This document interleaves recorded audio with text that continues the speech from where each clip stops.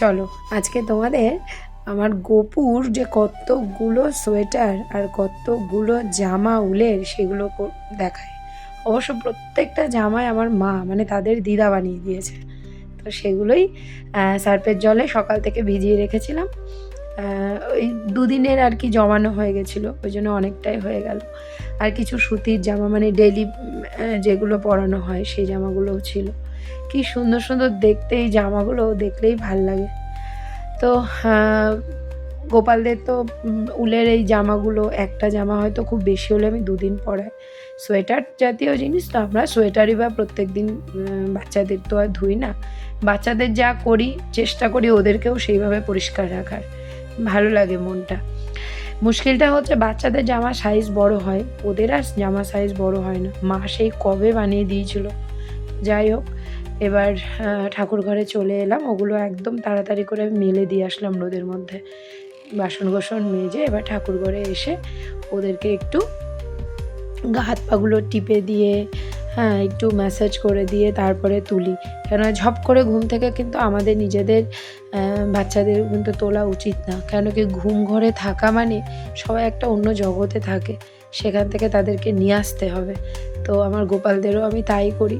প্রথমে হাততালি দিয়ে একটু জানান দিয়ে তারপরে একটু হাত পাগুলো ম্যাসাজ করে গায়ের থেকে আস্তে করে কম্বলটা তুলে ঠিক যেভাবে আমি ভিডিওতে তোমাদেরকে দেখাচ্ছি এইরকমই করি। শীতকাল তো খুব সকাল সকাল গোপাল তুলিনি, একদিন তো প্রচুর দেরি হয়ে যায়। এবার যেহেতু একটু দেরি হয়ে যায় ওর জন্য আগে একদিন ভিডিওতে তোমাদেরকে দেখিয়েছিলাম যে আমি না ওই রাত্রিবেলায় মানে জল মিষ্টি দিয়ে যখন খাইয়ে দাইয়ে শুয়ে রাখি তখন একটু ভোরবেলার জন্য জল মিষ্টি ঢাকা দিয়ে রেখে দিই। ওদের খিদে পেলে সকালবেলার টাইমটা যাতে আমার কোনো দিন তো দেরিও হয়ে যায় তুলতে, ওরা উঠে যাতে খেয়ে নেয়।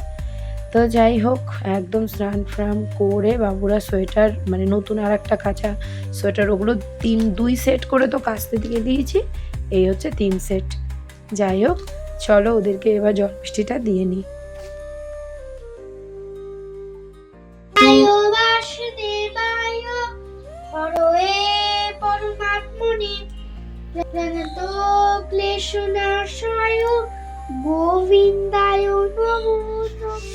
বাহ বাহ বাহ বাহ বাহ, দেখি সুন্দর আসল কৃষ্ণের যে মন্ত্র, এই মন্ত্রটা 2 ভাই বোনই মুখস্থ হয়ে গেছে, ছেলেও বলে মেয়েও বলে।